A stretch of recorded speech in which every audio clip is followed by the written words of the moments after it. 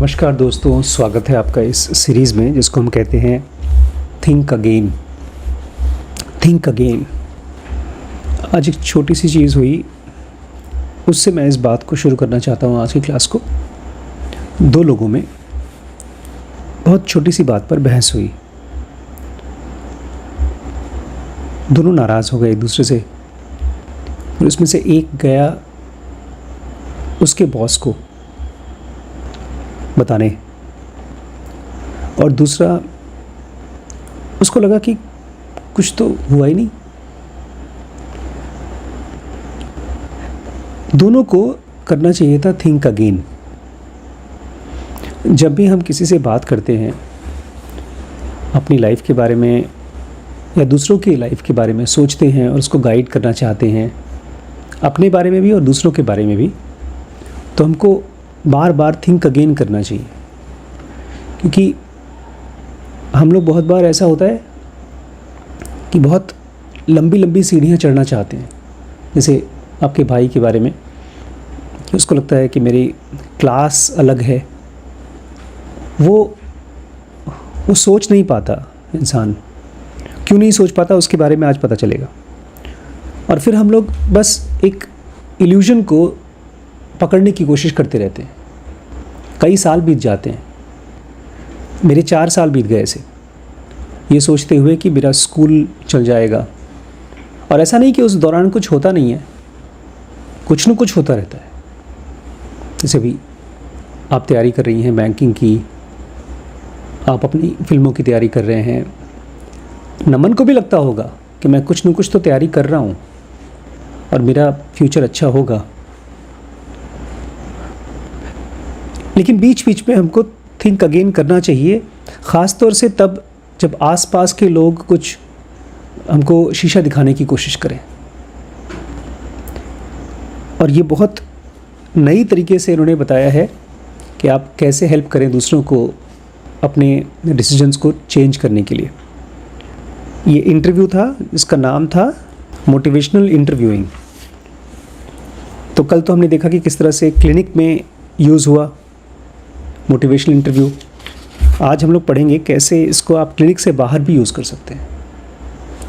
इसलिए आज के टॉपिक का नाम है बियॉन्ड द क्लिनिक, क्लिनिक से बाहर भी। आज का टॉपिक बहुत प्रैक्टिकल है, आसान नहीं है, क्योंकि इसको सीखने के लिए एक बहुत इंटरेस्टेड, क्यूरियस माइंड होना चाहिए और बहुत हम्बल होना चाहिए, बहुत इंटरेस्टेड होना चाहिए। जैसे आपने कहा कि हम कोई और किताब की वीडियो बनाएं। मैं आज बाहर आते समय अपने मैनेजर साहब से बोल के आया कि हो सके तो आज की क्लास में बैठिएगा। उन्होंने कहा ठीक है, बिकॉज़ मैं चाहता हूँ कि इसको मैं सीख लूँ, शिरीष सीख लें, आप लोग सीख लें। हाँ, beyond the clinic, motivational interviewing को कैसे हम यूज़ करें। आप अपने भाई को, आप पापा मम्मी को, या किसी को भी, मैं अपनी वाइफ को कैसे यूज़ करूं, बेटे को लिए कैसे यूज़ करूं। तो आज ऐसा सोचिए जैसे कि मोटिवेशनल इंटरव्यूइंग का एक सर्जन को जैसे सिखाया जाता है बहुत छोटी छोटी चीज़ें, कि कैसे आप एक्सीडेंट्स ना करें। बहुत छोटी छोटी नसें होती हैं, अगर वो कट गई तो बहुत तेज़ी से ब्लीड होता है। उसको पकड़ना एक एक्सपीरियंस्ड आदमी बताता है। तो कैसे आप मोटिवेशनल इंटरव्यूइंग को यूज़ करें, इसके बारे में बारीकी है। मुझे नहीं लगता कि ये वाला चैप्टर आप लोगों को बस क्लास में सुन करके छोड़ देना चाहिए। वैसे तो हर किसी के बारे में ऐसे लगता है कि आपको दोबारा दोबारा देखना चाहिए, नोट्स बनाना चाहिए, बट ये चैप्टर को कम से कम 1 से ज़्यादा बार देखना चाहिए, जब तक कि आप उस स्किल को सीख ना लें। ये बहुत मुश्किल स्किल है, क्योंकि हमको जब हम किसी को हेल्प करने की कोशिश करते हैं, किसी की गलती दिखाई देती है, किसी के लिए कुछ इम्प्रूवमेंट दिखाई देता है, तो अंदर से बहुत इमोशनल रिस्पॉन्स आता है। तो ताना आ जाता है, गुस्सा आ जाता है, या इसका उल्टा आ जाता है, अरे छोड़ो यार, कुछ फ़ायदा नहीं होने वाला। तो उसके बारे में हम पीछे जा कर के बिचिंग करते हैं, लेकिन उसके साथ हम गिव अप कर चुके हैं, क्योंकि बहुत बार ट्राई किया। हमको पता है कि उसके लिए सही क्या है, उसको नहीं पता क्योंकि वो इल्यूजन में है, तो हम उसके साथ बात ही नहीं करते। धीरे धीरे उस आदमी के साथ हमारा रिलेशनशिप डिस्टेंट हो जाता है। ऑथर कह रहे हैं, years ago I got a call asking for help from biotech company startup. बहुत साल पहले एक बायोटेक्नोलॉजी स्टार्टअप ने मुझे कॉल किया हेल्प करने के लिए। The CEO Jeff was a scientist by training. जो CEO था, जेफ नाम था उसका, वो बाय ट्रेनिंग साइंटिस्ट था। He like to have all the necessary data before making a decision. उसकी आदत थी, उसको पसंद था कि जब उसको सब डाटा मिल जाए तब वो डिसीजन ले। After more than a year and a half at the helm, he still hadn't rolled out a vision for the company and it was in danger of failing. 1.5 साल हो गए और ये बड़ी कंपनी चल रही थी, खर्चे चल रहे थे बहुत ज़्यादा, लेकिन अभी तक कंपनी का विज़न क्या है ये बाहर नहीं निकला था और कंपनी फेल होने वाली थी। The trio of consultants tried to convince him to offer some direction and he fired them all. 3 consultants को एक के बाद एक बुलाया गया। उन्होंने उसको कन्विंस किया कि देखो तुम्हें ये करना चाहिए, इस तरफ जाना चाहिए। हम लोगों ने एक बुक शुरू की है बट छोड़ दिया बीच में, बिकॉज उसको पढ़ने के लिए खाली देवांश इंटरेस्टेड था। हार्श रियलिटीज़, मारिको कंपनी कैसे बनी। आप लोगों को पता है वो किताब किसने लिखी है? हर्ष मारीवाला ने हेल्प किया लिखने के लिए। उसके जो मेन ऑथर हैं वो रामचरण नाम है उनका, और वो कंसल्टेंट हैं। बहुत बार हम कंसल्टेंट्स को हेल्प नहीं लेते हैं, तो जैसे इसने भी नहीं लिया। उसमें ऑलमोस्ट हर चैप्टर के एंड में वो अपना बताते हैं कि किस तरह से मारीवाला बहुत ओपन थे सीखने के लिए हर एक स्टेप पे। तो यहाँ पर 3 कंसल्टेंट्स आए, डायरेक्शन देने की कोशिश की, उन सबको इन्होंने फायर कर दिया। Before the head of HR through in the towel, she through a hello मेरी पास एंड कॉन्टैक्टेड एन एकेडमिक। और इससे पहले कि वो HR की जो बंदी है, जो हेड थी, वो चिल्लाने लगी, बोलती है मैं अब नहीं कर सकती, यहाँ पर काम नहीं कर सकती। उसने एक एकेडमिक को कांटेक्ट किया। हमारे जो एडम ग्रांट हैं ये एकेडमिशियन है, ये बहुत बड़े कंसल्टेंट नहीं है। It was the perfect time for motivational interview. और ऑथर कहते हैं ये बहुत सही जगह था जहाँ पर मैं मोटिवेशनल इंटरव्यू यूज़ कर सकता था। Jeff seemed reluctant to change and I had no idea why. Jeff 1.5 साल से अपनी कंपनी चला रहा है और बदलने को तैयार ही नहीं है, और मुझे बिल्कुल नहीं पता था कि क्यों। When we met, I decided to see if I could help him find his motivation to change. और जब हम मिले तो मैंने ये डिसाइड किया कि मैं उसको हेल्प करूँगा पाने के लिए मोटिवेशन टू चेंज। यहाँ पर मैं दिखा दूँ, मैं उसको चेंज नहीं करूँगा, मैं उसको हेल्प करूँगा मोटिवेशन टू चेंज पाने के लिए। Here are the pivotal moments from our conversation. और यहाँ पर वो सबसे इम्पॉर्टेंट मोमेंट्स हैं। बातें तो बहुत हुई होंगी, लेकिन जिसने उसको बदला वो बातचीत है। ऑथर बोल रहे हैं जेफ से, CEO से, I really enjoy being the guy who gets hired after 3 consultants get fired. I would love to hear how they screwed up. सबसे पहले तो उन्होंने कहा कि यार आपने 3 लोगों को फायर कर दिया, कंसल्टेंट्स को, और फिर भी मुझे हायर किया, तो मैं जानना चाहूँगा कि उनसे क्या गलतियाँ हुई। The first consultant gave me answers instead of asking questions. Jeff बोलते हैं पहले वाला जो कंसल्टेंट था वो सीधे आया, मुझे आंसर्स बताना शुरू किया। अरे उसको पूछना तो चाहिए था कि मेरी कंपनी की प्रॉब्लम्स क्या है। That was arrogant. How could he solve a problem before he had even taken the time to understand it. ये तो बड़ा घमंडी वाला बात है, बेवकूफ़ी वाला बात भी है, क्योंकि आप एक प्रॉब्लम को सॉल्व करना चाहते हो बिना उसको समझे कैसे कर सकते हो। The next 2 did a better job learning from me, but they still ended up trying to tell me how to do my job. और बाकी जो अगले 2 आए उन्होंने भी मुझसे कुछ जानने समझने की कोशिश की, लेकिन वो भी मुझे बताते रहे कि मुझे क्या करना चाहिए, मेरा जॉब क्या है। एडम कहते हैं, so why did you bother to bring an outsider another outsider. तो फिर आपने एक फिर से मुझे बुलाया, एक बाहर के आदमी को, क्यों।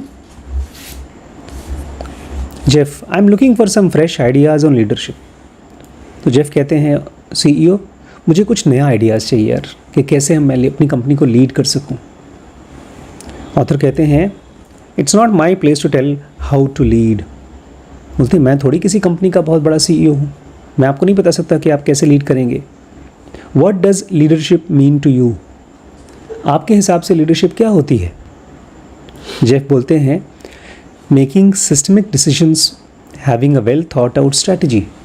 दो चीज़ें मेरे हिसाब से होती हैं लीडरशिप, कि आप एक सिस्टमिक डिसीजन बनाएं, सोच सोच के एक के बाद एक सिस्टमिक डिसीजन लें डाटा से, और एक थॉट आउट स्ट्रैटेजी, एक बहुत सोची समझी आप स्ट्रैटेजी रखें। तो एडम कहते हैं author, are there any leaders you admire for those qualities? कि ऐसा कोई लीडर है जिसको आप बहुत पसंद करते हैं ये सब क्वालिटीज़ के लिए, जिसके अंदर में ये सब है, systemic decisions, thought out strategy? तो जेफ कहते हैं हाँ, इब्राहिम लिंकन है, मार्टिन लूथर किंग हैं और स्टीव जॉब्स हैं। 3 लोग हैं मेरे हिसाब से। That was the turning point. Adam कह रहे हैं ये था टर्निंग पॉइंट, बदलाव वाला पॉइंट। In motivational interview there is a distinction between sustain talk and change talk.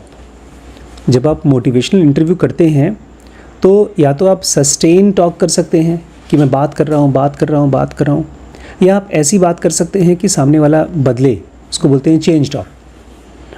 Sustain talk is commentary about maintaining the status को। सस्टेन टॉक में एक केवल कमेंट्री चलती है जिसमें स्टेटस को मेंटेन रहेगा, जो जैसा चल रहा है वैसे चलता रहेगा, कुछ बदलेगा नहीं। स्टेटस को मतलब जैसा है वैसा ही रहेगा, अच्छा है चाहे ख़राब है वैसे ही रहेगा।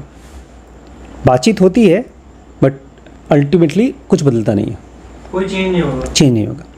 Change talk is referencing a desire, ability, need और commitment to make adjustment.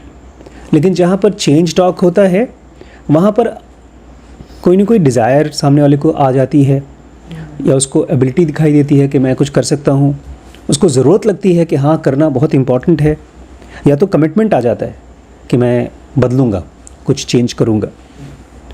When contemplating a change, many people are ambivalent।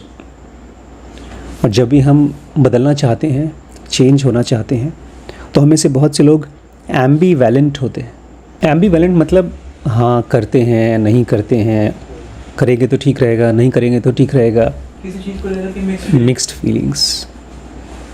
एक रस्सी जो दाहिने भी जा रही है, बाएं भी जा रही है, एक गाड़ी जो आप आगे ले जा रहे हैं, फिर पीछे ले जा रहे हैं, फिर आगे ले जा रहे हैं, फिर पीछे ले जा रहे हैं, कहीं जा ही नहीं रहे हैं। When contemplating change, many people are ambivalent। जब भी कोई आदमी सोच रहा है बदलाव के बारे में, तो हम में से ज़्यादातर लोग ambivalent होते हैं, मिक्स फीलिंग्स होती है। They have some reason to consider it, but also some reason to stay the course।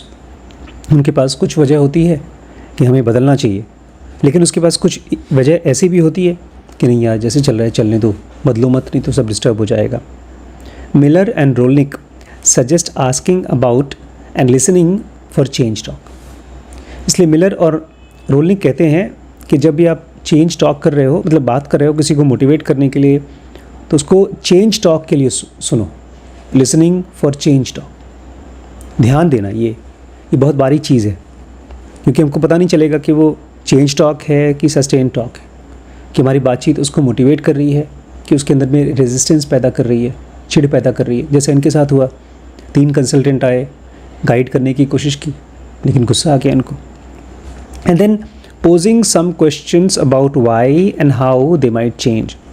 और चेंज टॉक जब आप कर रहे हैं, फिर उनको कुछ क्वेश्चंस रखिए ताकि वो सोच सकें why and how they might change, कि उनको क्यों बदलना चाहिए और कैसे बदलना चाहिए। Say you have a friend who mentions a desire to stop smoking. मान लीजिए आपका कोई दोस्त है इसके लिए जो बोलता है कि यार मैं स्मोकिंग छोड़ना चाहता हूँ, ये गंदी आदत छोड़ना चाहता हूँ। You might respond by asking why she is considering quitting. हम लोग क्या करेंगे, अरे हाँ यार सही कर रहा है तू, छोड़ दे, अच्छा रहेगा, ख़तरनाक है। लेकिन आपको पूछना चाहिए बहुत सोच समझ के, Y she is considering quitting, कि आखिर तुम क्यों सोच रहे हो छोड़ने के लिए। अगर तुम्हारी लाइफ चल रही है, हेल्प तो होती होगी कुछ। If she says doctor recommended it you might follow up by enquiring about her own motivation. और अगर वो कहती है डॉक्टर ने कहा यार छोड़ने के लिए, तो फिर भी आप बोले कि नहीं तुम्हारा मोटिवेशन क्या है, तुम क्यों छोड़ना चाहती हो। Enquiring about her own motivation. ध्यान रखिएगा, हमको सामने वाले का मोटिवेशन खोजना है। What does she think of the idea. जब तुम सिगरेट छोड़ने के बारे में सोचती हो तो इस आइडिया के बारे में तुम क्या सोचती हो। If she offers a reason why she is determined to stop, you might ask what her first step towards quitting be. और अगर वो देती है कि नहीं नहीं मुझे छोड़ना है क्योंकि मुझे लगता है कि ये ख़तरनाक है, कोई रीज़न देती है छोड़ने के लिए, तो फिर उससे पूछो ठीक है तो तुम्हारा पहला स्टेप क्या होगा छोड़ने के लिए। ये एक नेक्स्ट स्टेप पे चला गया। डिसीजन वही ले रहा है लेकिन वो आप उसको एक पीछे ले जा रहे हैं, एक स्टेप और पीछे ले जा रहे हैं, आगे की पीछे। हाँ आगे ले जा रहे हैं। मतलब बैकग्राउंड में वो और गहरे से सोच रहा है। पहले सोच रहा था कि छोड़ देंगे, अब वो सोच रहा है कि छोड़ेंगे तो सबसे पहला स्टेप क्या होगा। Correct. Change talk is a golden thread. Change talk को गोल्डन थ्रेड कहा गया है। Clinical psychologist Theresa Moyers says what you need to do is you need to pick that golden thread up and pull it. So that's what I did with Jeff. Golden thread इसलिए क्योंकि वो सबसे important thread है। आप किसी और धागे को खींचेंगे तो काम नहीं होगा, वो मेन धागा है, आपको उसको ही खोजना है और उसको पिकअप करके उसको खींचना है। एडम कहते हैं कि यही मैंने जेफ के साथ किया। एडम ने बोला What do you appreciate most about the leaders you named? कि जिन लीडर्स के बारे में आप बोल रहे हैं, Abraham Lincoln, Martin Luther king या स्टीव जॉब्स, उनके बारे में सबसे ज़्यादा क्या अप्रिशिएट करते हैं आप, क्या अच्छा लगता है। तो जेफ बोलते हैं they all had vivid visions, they inspired people to achieve extraordinary things. जैसे कल की फिल्म में ढेर सारा विविड सीन्स था, एकदम आँखों को चौंका देने वाला। पावरफुल फीलिंग जो इवोक करे, चाहे वो कमल हसन का शक्ल हो, चाहे अमिताभ बच्चन की झुर्रियाँ हो, या बड़े बड़े प्रवास का जोक हो, जो भी चीज़ें हैं, विविड विजन्स था इन सब के हिसाब से। और वो दूसरों को इंस्पायर करते हैं ग्रेट थिंग्स करने के लिए, एक्स्ट्राऑर्डिनरी थिंग्स करने के लिए। तो एडम कहते हैं interesting, if Steve jobs were in your shoes right now what do you think he would do. अगर स्टीव जॉब्स आपकी जगह हो तो वो क्या करेगा इस कंडीशन में। तो जेफ बोलते हैं he would probably get his leadership team fired up about a bold idea and create a reality distortion field to make it seem possible. तो जेफ बोलते हैं वो अपनी लीडरशिप टीम को लाएगा, उनको एकदम फायर अप कर देगा, एकदम अंदर से बहुत ज़्यादा मोटिवेशन भर देगा। और ये बहुत फेमस उनके बारे में कहा जाता है, वो एक रियलिटी डिस्टॉर्शन फील्ड क्रिएट कर देगा कि जहाँ पर बोलेगा एक इम्पॉसिबल चीज़ जो सबके हिसाब से नहीं हो सकती, लेकिन उन लोगों को लगेगा कि हो सकती है। इसी को बोलते हैं रियलिटी, सच्चाई ये है कि नहीं हो सकती बट फिर हो जाती है। And make it seem possible, और उन लोगों को वो प्रूव करा देगा कि पॉसिबल है। Maybe I should do that too. और जेफ बोलता है शायद मुझे भी यही करना चाहिए अपनी टीम के साथ में। A few weeks later, Jeff stood up at an executive's off-site to deliver his first ever vision speech. कुछ ही हफ्ते बाद जेफ एक मीटिंग में गया, ऑफ साइट मीटिंग, ऑफिस के बाहर, और पहला विजन स्पीच दिया कंपनी का, हमारी कंपनी का विजन क्या है। When I heard about it, I was beaming with pride. और जब मैंने सुना कि यार ये कुछ एक्शन लिया, कुछ बदला, तो एडम कहते हैं यार मैं खुश हो रहा था। लेकिन पता है आप क्यों खुश हो रहे थे? इसलिए नहीं क्योंकि उसने कोई डिसीजन लिया, वो खुश हो रहे थे I had conquered my inner logic bully and led him to find his own motivation. इसके पहले शुरू में हमने बात की थी कैसे ये जब अपनी दोस्त से बात करते थे तो उसको बताते थे कि तुम्हें ये करना चाहिए, करो करो, तो वो लॉजिक बुली था, इनर लॉजिक बुली, मन के अंदर में दूसरों को पुश करने वाला बुली। और उसने अपना खुद का मोटिवेशन खोज लिया है कंपनी के सीईओ ने। Unfortunately the board ended up shutting down the company anyways. लेकिन शायद पैसे ख़त्म हो गए होंगे या जो भी बात हो, कंपनी बंद हो गई, बोर्ड ने उस कंपनी को शट कर दिया। Jeff speech had fallen flat, जो भी जेफ ने बोला था उसे कुछ काम नहीं हुआ। He stumbled through notes on a napkin and didn't stir up enthusiasm about the company's direction. उसने कुछ नोट्स बनाए थे अपने ऐसे ही कागज़ पे, नैपकिन पे, मतलब कैजुअली, और वो जो चाहता था कि लोगों के अंदर में एक एंथुजियाज्म आ जाए, एनर्जी आ जाए, वो हुआ नहीं, कंपनी को डायरेक्शन नहीं मिला। एडम कहते हैं मेरे से गलती हुई थी। I had overlooked a key step helping him think about how to execute the change effectively. As a consultant मुझे खाली उसको मोटिवेशन नहीं देना चाहिए था, मुझे हेल्प करना चाहिए था कि अपने काम को जो करना चाहता है उसको सही तरीके से कैसे एग्जीक्यूट करे, वो नहीं कर पाया मैं। There is a fourth technique of motivational interview. एक और चौथा टेक्निक है। 3 टेक्निक क्या क्या है? सुनना, आस्किंग ओपन एंडेड क्वेश्चंस। दूसरा है एंगेजिंग इन रिफ्लेक्टिव लिसनिंग। जब आप किसी से बात करें तो बहुत ध्यान से एंगेज करते हुए अपने अंदर में भी रिफ्लेक्ट करें, फिर उसको आंसर दें।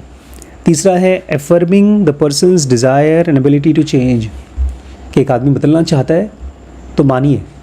इसलिए जब आप लोग कुछ खाना वाना लाते हैं या कुछ करते हैं तो मैं मना नहीं करता। मुझे लगता है कि आप लोग बदलना चाहते हैं लेकिन क्या करें, अभी मजबूर हैं किसी भी वजह से। इसको बोलेंगे affirming the desire and ability to change. एक आदमी की डिज़ायर को आप एफर्म करिए कि बदलना चाहता है, ठीक है, अभी नहीं बदल पा रहा है। और चौथा एक और चीज़ है, fourth technique, which is often recommended for the end of the conversation for transition points.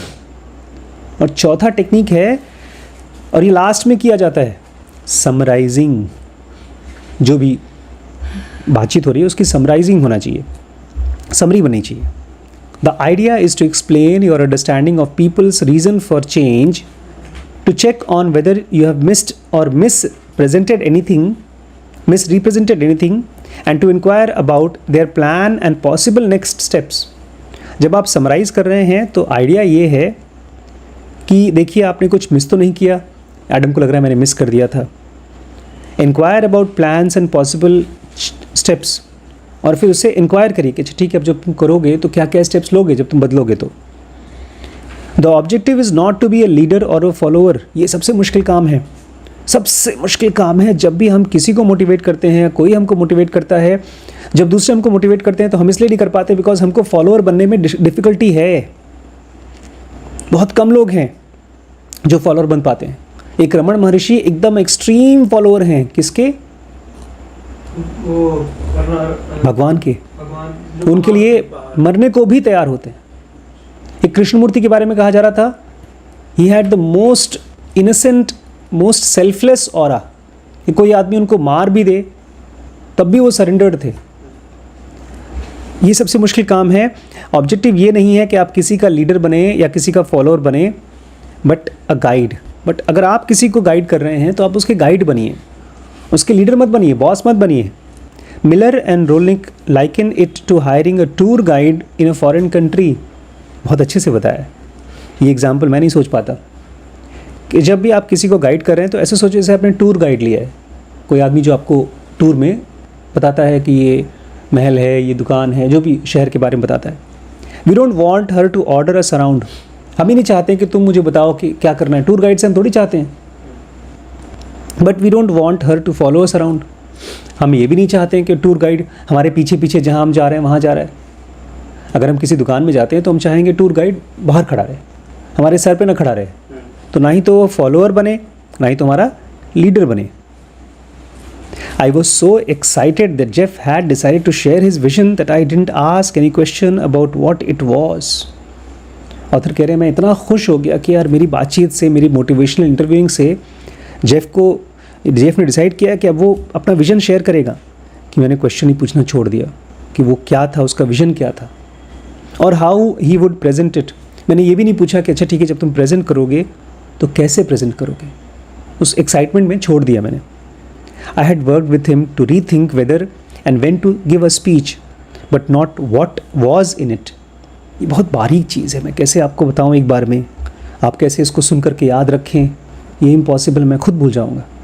मैं खुद इस वीडियो को चाहूँगा कि मैं 2-3 बार बनाऊँ। I had worked with him rethink whether and when to give speech. मैंने उसको हेल्प किया था रीथिंक करने के लिए कि उसको स्पीच देनी चाहिए कि नहीं देनी चाहिए और कब देनी चाहिए।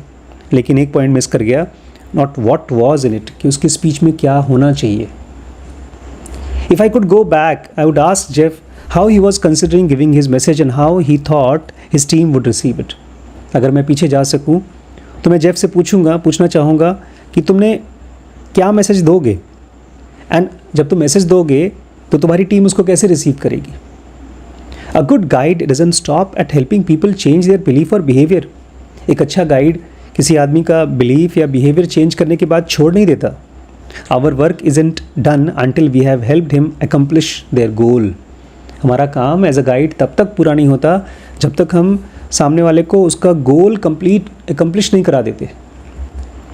Part of the beauty of motivational interviewing is that it generates more openness in both direction. एक बड़ी इंपॉर्टेंट चीज़ है मोटिवेशनल इंटरव्यूइंग की कि वो दोनों तरफ ओपननेस क्रिएट करती है, बोलने वाले के लिए भी और सुनने वाले के लिए भी। Listening can encourage others to consider their stands towards us. जब आप किसी को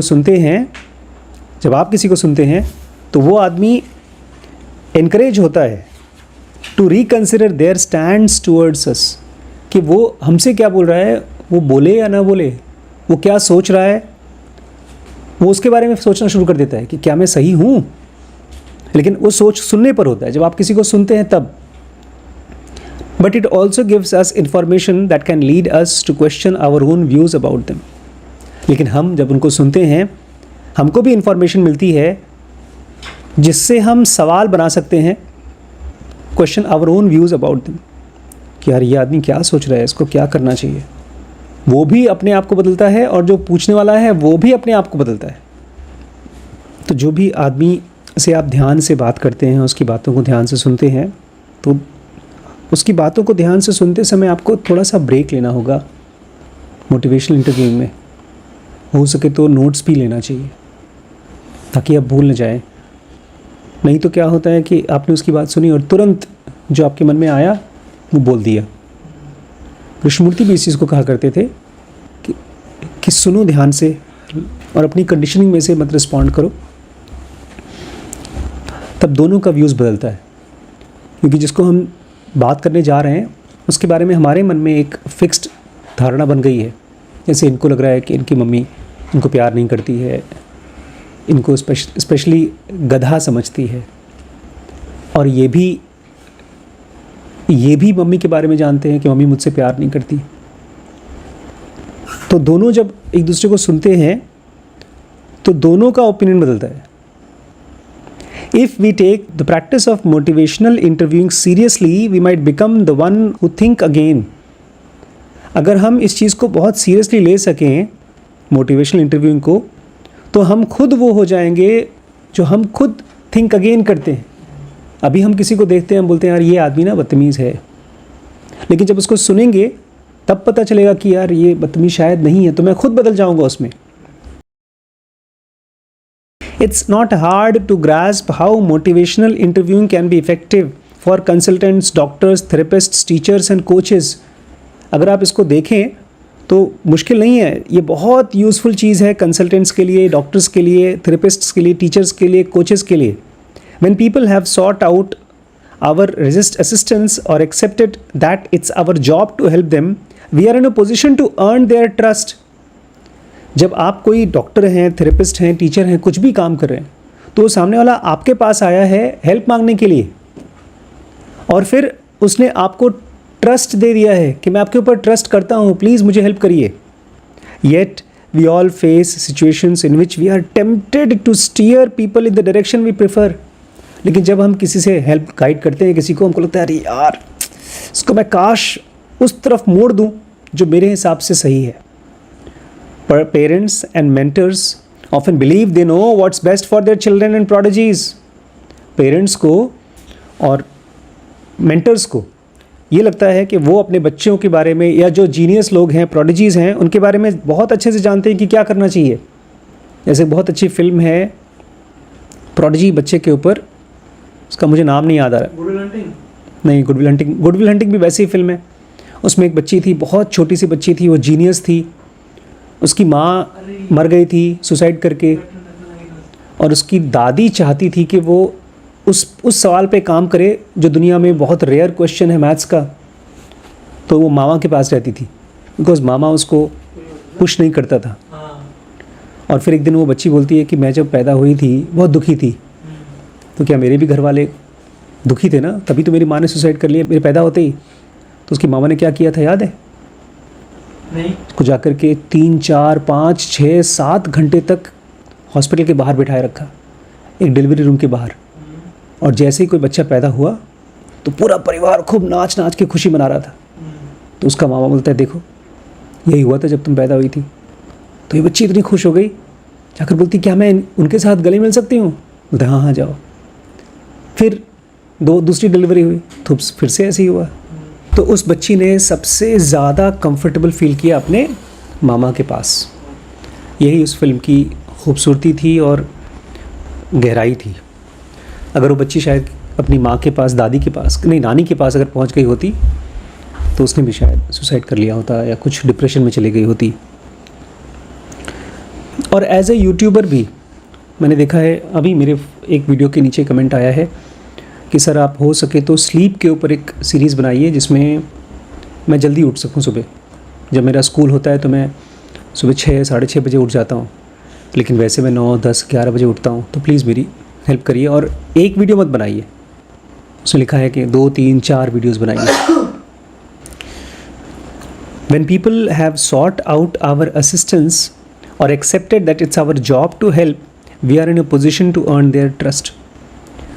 कोई भी आदमी आपके पास अगर आता है, कोई सवाल पूछता है, तो कैजुअल मत होइए, क्योंकि वो आपके सामने हेल्प लेने आया है। He has sought out our assistance. वो हमसे गाइडेंस चाहता है। And we are in a position to earn their trust. अभी तक हमको ट्रस्ट मिला नहीं है उसका। हम एक ऐसी पोजीशन में हैं जहाँ पर उसका ट्रस्ट हमको मिल सकता है। Yet we all face situations in which we are tempted to steer in the direction we prefer. लेकिन चूँकि हम भी 24 घंटे इंटेलिजेंस में नहीं होते, धीरज में नहीं होते, जब अधीर होते हैं तो हम चाहते हैं, हमको लगता है कि यार उसको किसी तरह से सही दिशा दे दूँ, चाहे डांट करके, चाहे समझा कर, चाहे ताने से। Parents and mentors often believe they know what's best for the child and prodigy. और पेरेंट्स को और मेंटर्स को हमेशा लगता है कि क्या बेस्ट है अपने बच्चे के लिए, वो जानते हैं। Sales people, fund raisers and entrepreneurs have a vested interest in getting to yes.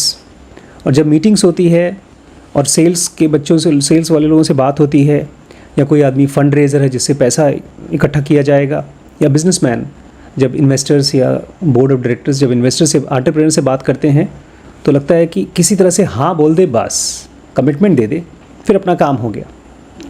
Motivational interviewing pioneers Miller and Rolnick have long warned that the technique shouldn't be used manipulatively. इसका मतलब कि ये जो टेक्निक है इसको आदमी गलत तरीके से भी यूज़ कर सकता है, मिलर और रोलनिक। लेकिन हाँ, आदमी कर सकता है और फिर उसका फ़ायदा नहीं होगा। जैसे मेडिकल में भी बहुत से ऐसे ऑपरेशंस हैं जिससे लाखों करोड़ों रुपए कमा सकते हैं ऑपरेशन से, और लोग करते भी हैं।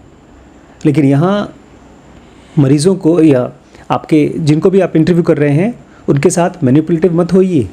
Psychologists have found that when people detect an attempt at influence they have sophisticated defence mechanism. Psychologist ने देखा है कि अगर लोगों ने आपकी बातचीत में ये देख लिया कि आप उनको इन्फ्लुएंस करने की कोशिश कर रहे हो, तो हर आदमी के ब्रेन के अंदर में एक सोफिस्टिकेटेड डिफेंस मैकेनिज्म होता है, बहुत एडवांस्ड डिफेंस मैकेनिज्म होता है। ये वही डिफेंस मैकेनिज्म है जो मुझे या आपको लाखों साल पहले जानवरों से बचाता था। The moment people feel that we are being persuaded, we are trying to persuade them, our behaviour takes on a different meaning. जैसे ही हमको ये फील होता है कि हमें परसुएड किया जा रहा है, पुश किया जा रहा है, हमारा बिहेवियर एक अलग टर्न ले लेता है। वही आदमी जो आपसे मिल करके पूछने आया है, सवाल करने आया है, वो चेंज हो जाता है, दूसरा कुछ सोचने लगता है। A straightforward question is seen as a political tactic, और सामने वाला अगर सीधा सीधा एक क्वेश्चन पूछ रहा है तो ये एक पॉलिटिकल टैक्टिक लगता है अच्छा हमको बेवकूफ़ बना रहे हो, हमसे कुछ कराना चाहते हो। तो जैसे ही सामने वाले को लगता है कि अच्छा तुम उसको बदलना चाहते हो, आपके एकदम सिंपल क्वेश्चंस सामने वाले को लगेगा टैक्टिक, कि मुझे हराए जाने की कोशिश की जा रही है, मुझे बदलने की कोशिश की जा रही है। A reflective listening statements comes across as a prosecutor's manoeuvring. एक आदमी आपसे कुछ पूछ रहा है, कुछ सोच करके आपकी बातों को सुनकर अपना दिमाग लगा रहा है। उस टाइम पर वो कुछ और कर सकता था, अपने किसी वीडियो को देख सकता था, एंजॉय कर सकता था, लेकिन आपके ऊपर दिमाग लगा रहा है। लेकिन अगर आपने ज़रा सा हल्का सा लिया तो उसको लगेगा कि आप प्रोसिक्यूटर हो गए हैं। An affirmation of their ability to change sounds like a preacher's proselytising. Preacher लोग वहाँ होते हैं ना चर्च में, जो वो लोग बहुत चालाकी से लोगों को प्रीच करते हैं और उनको बदलना चाहते हैं, कन्वर्ट करना चाहते हैं। तो अगर आप सामने वाले को बोलेंगे हाँ हाँ हाँ सही बात है, तुम सही कह रहे हो, तो ये भी चीज़ पॉजिटिव तरीके से नहीं ली जाएगी। उनको लगेगा कि आप उनको बेवकूफ़ बना के चेंज करना चाहते हो। Motivational interviewing requires a genuine desire to help people reach their goals. बहुत रेयरली लोग कर पाएंगे। कृष्णमूर्ति की सारी बुक्स, ऑलमोस्ट 80% बुक्स जो उन्होंने अकेले नहीं लिखी है, वो सब लोगों से बातचीत है, और वो किसी को बदलने की कोशिश नहीं करते थे। इसीलिए शायद जो लोग उनको एक बार पढ़ते हैं, समझना शुरू कर देते हैं, उन्हीं को पढ़ना चाहते हैं। Motivational interviewing requires a genuine desire to help people reach their goals. Motivational interview में आपके अंदर में एक जेन्युइन डिज़ायर होनी चाहिए कि मैं सामने वाले को हेल्प करूं उसके गोल्स तक पहुंचने के लिए। Jeff and I both wanted his company to succeed. इस केस में जेफ और ऑथर दोनों चाहते थे कि उसकी कंपनी सक्सीड करे। Mary Helen Arnold both wanted Toby to be healthy. और वहाँ पर उस बच्चे के केस में, टोबी के केस में, उसकी माँ और डॉक्टर जो वैक्सीन विस्परर थे, दोनों चाहते थे कि बच्चा हेल्दी रहे। If your goals don't seem to be aligned, how do you help people change their own minds. जब आपका और उसका गोल दोनों का अलाइंड गोल नहीं होगा तो आप उसका मन कैसे बदल सकते हैं। आज छोटी सी घटना हुई थी, इन्होंने श्रवण ने कहा कि मुझे जाना है दवाई लाने के लिए, तो दिलीप जी ने कहा हाँ जाओ। श्रवण चले आए, लेकिन वो फिर गए डॉक्टर रिम्पी से बताने कि मुझे कुछ आपसे शेयर करना है, डिस्कस करना है। दिलीप जी मुझे नाराज़ हो रहे हैं मेरे दूसरे काम को करने से, क्योंकि उनको लगता है मुझे काउंटर पे बैठना चाहिए। दिलीप जी को मैंने पूछा तो मैंने उनकी पूरी बात सुनने की कोशिश की, मैंने अपना कुछ ओपिनियन नहीं दिया। तो बोलते पता नहीं सर क्या हो गया था, वो क्यों नाराज़ हो गया, हमने तो उसको प्यार से कहा अगर तुम्हें दवाई लेने जाना है तो जाओ। ऐसा तो इम्पॉसिबल है कि आप किसी से प्यार से कुछ कहें और वो आदमी उसी काम को करना चाहता है और ना करे या नाराज़ हो जाए। यह है मोटिवेशनल इंटरव्यूइंग, जो अपने आप में बहुत मुश्किल है, क्योंकि जब दो लोग बात करते हैं तो हमेशा जिसको काउंसल किया जा रहा है, समझाया जा रहा है, उसको लगता है कि सामने वाला वो नहीं चाहता है जो मैं चाहता हूँ। और वो चाहता क्या है, मतलब हम लोग क्या चाहते हैं अपने लिए, अपना भला, और सामने वाला मेरा भला नहीं चाहता। अगर आपकी बातचीत से ये लगा तो सामने वाला फिर आपसे अलग हट जाएगा।